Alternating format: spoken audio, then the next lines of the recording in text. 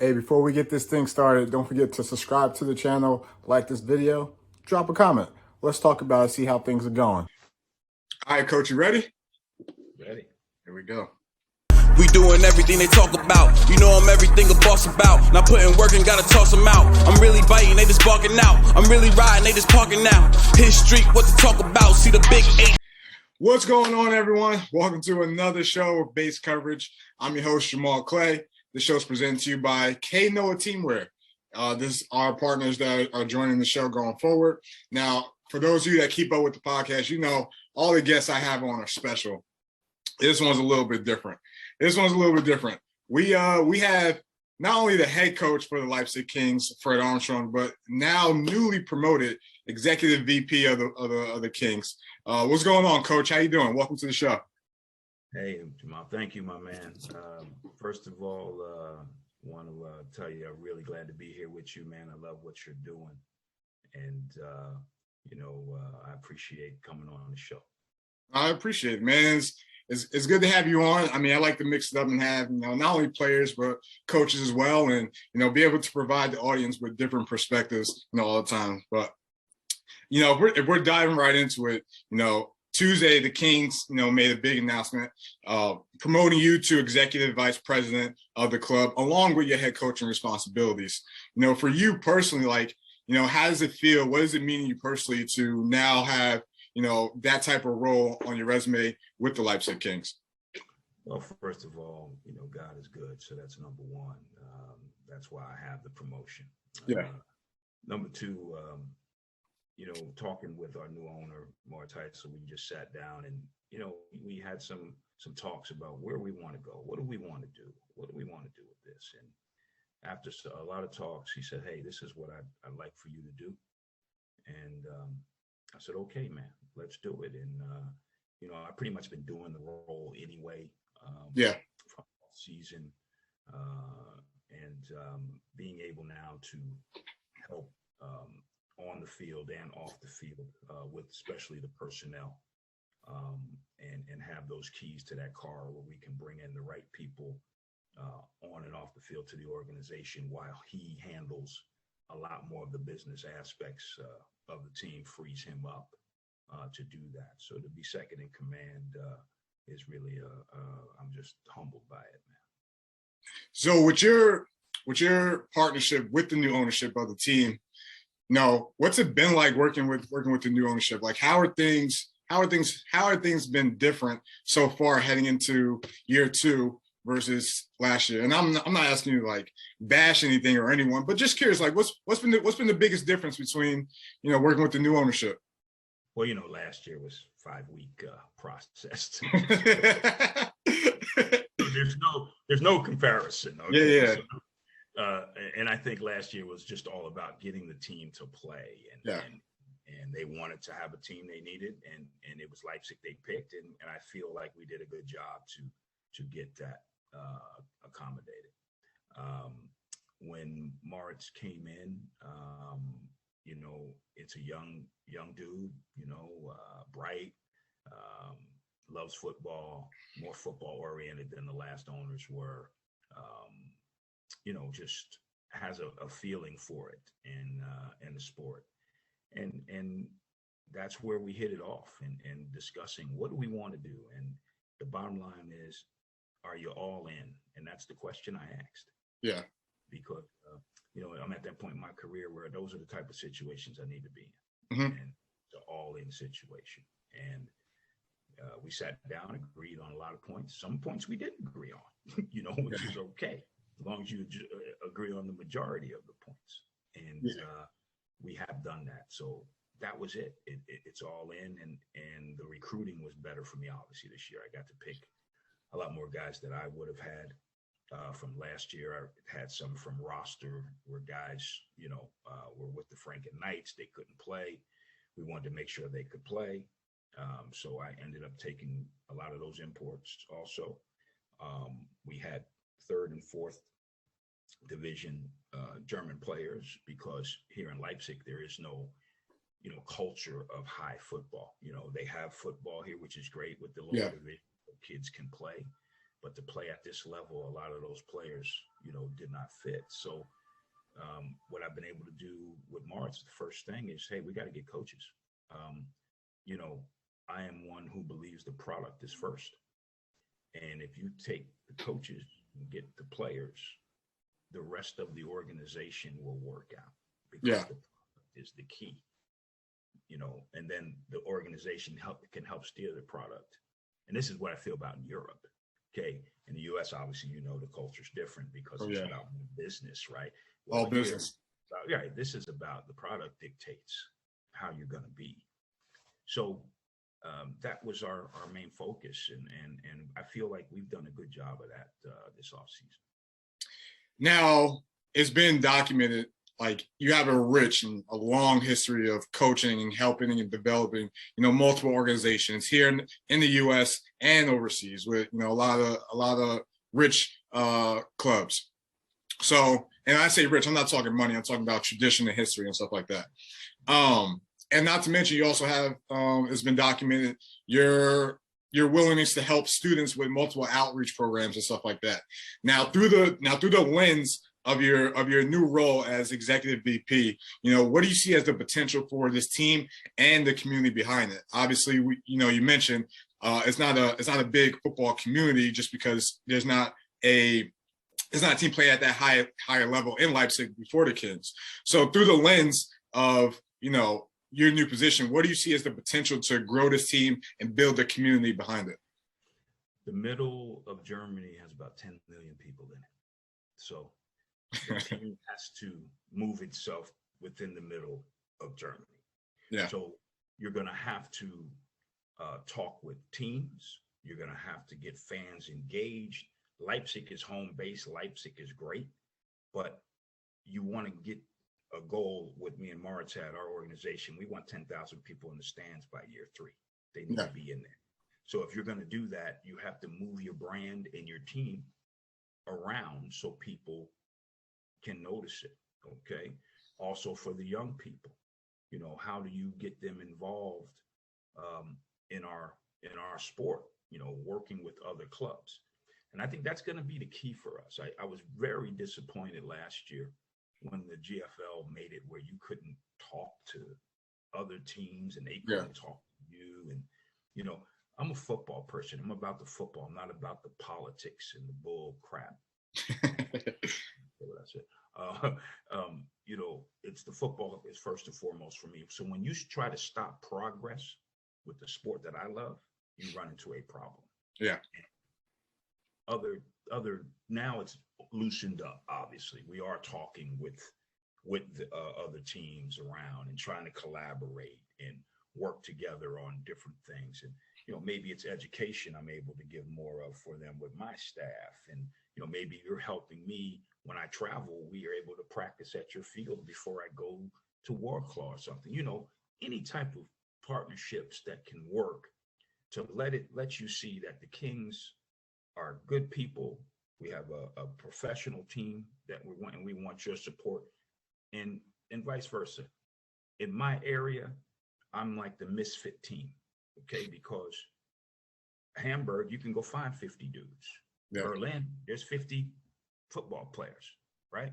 All those bigger cities, they can just walk outside and get dudes. We have to recruit all of Germany. Yeah. Our guys, okay? Because in Leipzig, we have a handful of guys who can play at this level. So, you know, our blueprint is different. That's why, you know, going through all the middle of Germany. So in reality, we maybe get 1 or 2 players from other teams that can play at our level, okay, that are in the middle of our region. So this is key. Those relationships, getting them to the stadium, making them part and their fans part of us. Okay, this is the job. It's not an easy job. Yeah. This is one that you have to get done.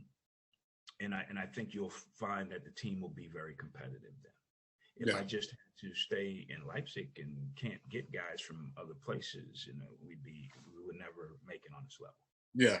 And just listening to you talk and, you know, all the moves that have happened this offseason with Leipzig, it's well documented that this is definitely going to be a different Leipzig team. Obviously, there's more time and stuff like that, but you could tell, and just listening to you talk, that the culture has been planted and it's been fully embraced by like the players and stuff like that.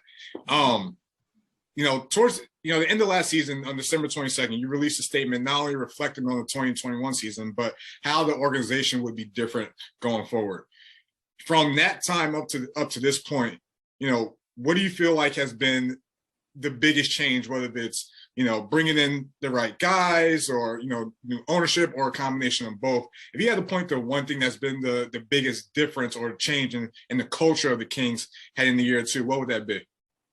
Two things. Being able to bring in quality coaches. Yeah. And then also finding championship players. Yeah. I wanted championship guys when I took care of doing this, meaning AJ Wentland, okay, won championships. Yeah. All right. Mike Tavares played in the NFL with the Eagles. With the Eagles, yeah. Bob Beck, could have easily been in the IPP if he wasn't injured. Yeah. You know what I mean? And I took the shift of last year, the best teams, they were 1 and 2 in defense, Frankfurt and Hamburg. Yeah. Now, I'm an offensive guy, right? I want to throw it 50 times a game. You know what I'm saying? So this time, I had to change me. Me and Birdsong, we're going to sling it around as long as we could. But I took a different approach. Hey, we're going to build on defense first. And, I feel like those two things set us up now to be, a better football team right now. And our offense is great. John Booker, my young OC now, O-line guy, he's going to be a star. Yeah. He's just phenomenal. I've got Richard Kent, my old dude that I've known for a long time, used to be in the CFL. He's our D coordinator. Uh-huh. Got some young German coaches working with us, and a couple more American coaches being announced here soon. And that's the thing, the product. I feel like that's still the key, is that to get that piece done. And that's the difference, man. And you talking about bringing in, championship pedigree. One of the guys that I had on the show a couple of weeks ago, David McCants, who's an OG out here in Europe and is well documented in terms of his success with New Yorker. I'm curious to see what he's got left in the tank. I mean, I'm not down or anything. I know the dude can move, but that's what makes watching you guys so exciting week one. I'm gonna confirm it for you right now. I watched him run around in practice. He's ready. Hey, okay. We excited to see those jump cuts again. Hey, man, let me tell you, David helped me last year. Yeah. When I didn't have any coaches, anybody, Mm-hmm. man, he came on board. He would drive from Braunschweig to come help me, man. Yeah. Into the season, I get this phone call. He's like, "Hey, coach, I need to talk to you about something." I'm like, "Sure, man. What do you want to talk about? Next year, what we going to do?" And so on. He goes, "Yeah." He goes, "Coach, I want to play." Oh, wow. You threw me a curveball there.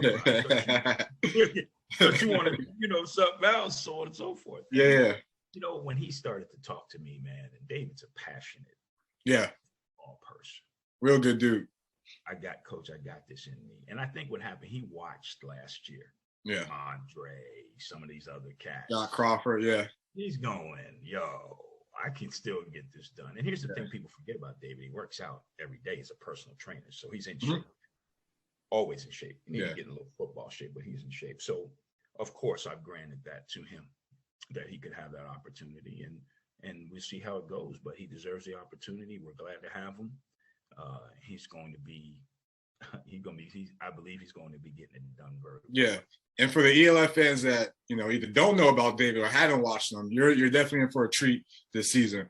Now I want to transition to a little bit of not only the conference, but, the team you're going to be playing week one. So when the three conferences were announced, everybody had their eyes on the Central Conference, obviously with the two Austrian teams, Frankfurt and Stuttgart. But the Northern Conference is probably the black and blue conference of the division in terms of defense and, run game potential. And that conference is probably the most balanced and provides the most parity, I think, out of all three conferences. And, one of the teams that, you're going to be playing week 1, you played them twice last season is the Wroclaw Panthers. Obviously, they got the best of you, eliminating you guys for getting to the playoffs. But, what are your thoughts heading into, let me rephrase that. What are your thoughts, 1, about the conference, and 2, heading into week 1, where, if you ask me, I see this as a potential, rivalry to come as long as the ELF is going on. So what are your thoughts about the conference and playing the Panthers week 1? Well, the conference, again, you name that other conference. I think both our conferences are the 2 toughest football conferences in all of Europe. Yeah. Okay.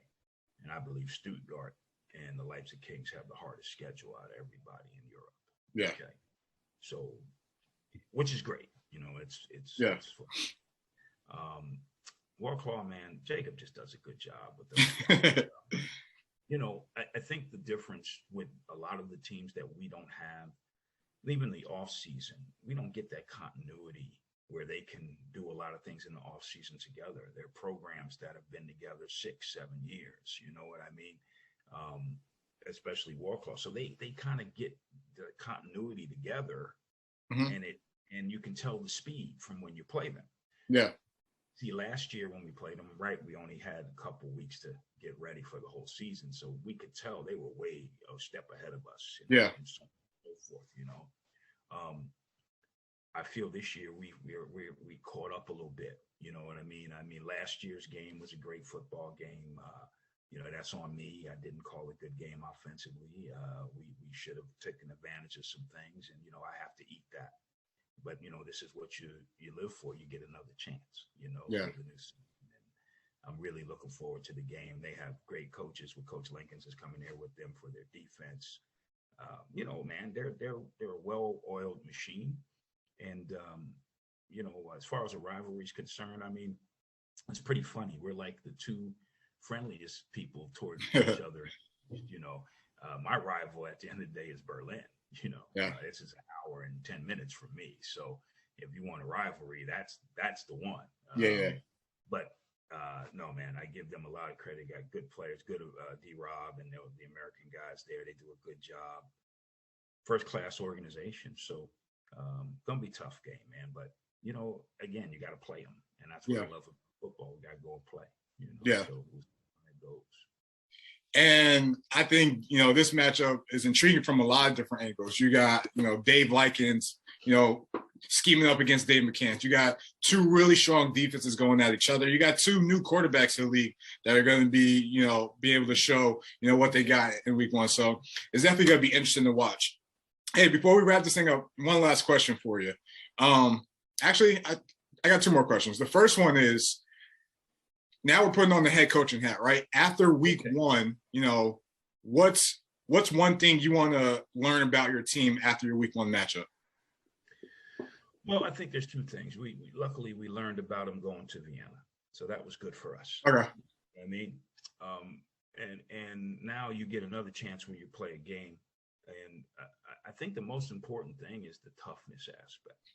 You don't know how tough your team is till you play the 4 quarters. Yeah. It's brand new season. And that means when adversity hits, what's the solution? How do we respond? Because football is all about responding, because as you know, there's lows and ebbs to the game, and how you respond at a certain time will dictate most of the times the outcome of the game.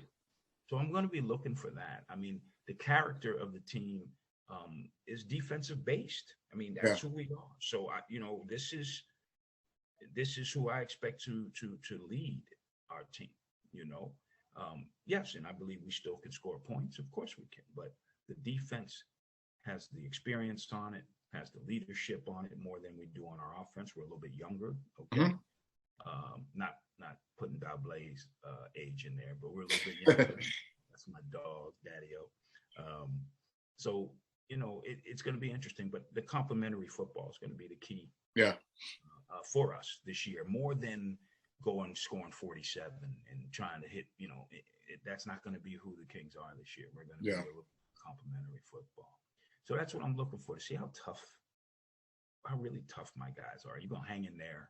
What are we going to do when the adversity hits? And you only can get the answer when you play. Yeah, most definitely. Last question here. You know, this is a great week for football, for you, for the organization, right? Let's talk to that young Fred Armstrong, you know, before starting into his coaching career, you know, and obviously the journey you've been on to get here. I think, you know, obviously we mentioned it's been about 30 years to get to this point where you are right now. You know, if you could provide, you know, if you could provide one message to the young Frank Armstrong back in the day in terms of, you know, what it's going to take to get to this spot, what would that message be? Well, number one, you can't let the system beat you down, especially if you're a minority coach as I am. The system you have to work through. My father taught me, you know, you're the majority. Don't let nobody tell you you're the minority. and that's how the mindset has to be, because you have traps out there that place you in certain pods, is the best way to say it, right? Where you know, well, yeah, if you're a Asian coach or if you're a black coach, now you're a minority coach. But if you're a white coach, you're a coach. I'm like, hold it, time out, man. That's not correct. You know, diversity is the thing that I want done on a coaching level and also within the office, you know. And for the young guys, you need to understand your skill set has to be really good. And you need to listen to people, and you need to find your craft, your piece, what makes you unique, right? Coaches steal from each other. They all take, man. Hey, Lombardi ran trap. We still running trap, aren't we? You know what I'm saying? Right? So what's the difference? People are being called geniuses because they rename a scheme something else, or they call this thing the air raid or this. Listen, this is a people business. And if you're going to do well in this business, whether you are whatever color you are or whatever you assume, the most important thing is to be true to you. Yeah. Be true to you. And you won't lose that way, because people are going to pass judgment on you. We're in that business. Yeah. People are going to say this and that. You have to have thick skin and know who you are and let your skill set be the answer. Yeah. And that's what I'm hoping, man.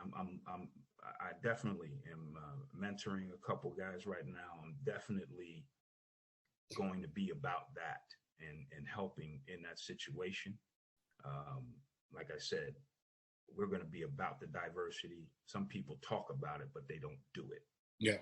And I have a responsibility to do that properly and show that it can be done and give people opportunities based off their skill set now. Okay. And people don't need to get discouraged. You have to keep going, you know. Exactly. Hey, thank you all for watching the show. All right. And on behalf of our partners, KNoah, I want to give you guys some free stuff. 3 things you got to do. Follow KNoah Teamwear on Instagram. Follow Athletes Forum on Instagram. Send me a message. We'll talk about it. Maybe I'll shoot you some free stuff coming your way from our partners over at KNoah. Well, Coach, hey, man, this has been great. I appreciate you having on. You know, definitely means a lot to me, and I appreciate, you know, you for giving me the opportunity. You know, before we close this thing out, you know, any final words or anything to the kingdom or the fans of Leipzig? Yeah, the kingdom is great, man. Listen, we're gonna get everything situated for you. We've had to move our home field, you know, a couple times, not because of the Kings. I can promise you that. One thing I do know, remember, the kingdom is everywhere. So wherever we play, the kingdom will be there. And I have 100% in our fans, man. They love the football here. Yeah. And that's another reason why it's hard for me to anytime people wear Burger King hats to your team, to your games, and cloaks, and I mean, these people are something else, man. So I love it. So yes, please keep supporting us, and Jamal, keep doing what you're doing. I'm very proud of you. Okay? Appreciate it, man. All right. Appreciate it. Well, like I tell all my guests, you know, this definitely won't be the last time we chop it up. Wishing you all the best this weekend. You can catch the Leipzig Kings versus the Panthers on Sunday, June 5th at 15 o'clock, 1500 hours, whatever, however you want to say it, it's at that 15 mark. But it's definitely a game to watch. Coach, take care, man. And make sure you like Jamal. Hey. The like, all right? Hit the like button, subscribe to the channel. I appreciate you, man. Like I said, this won't be the last time we chop it up. All right. Hard work, they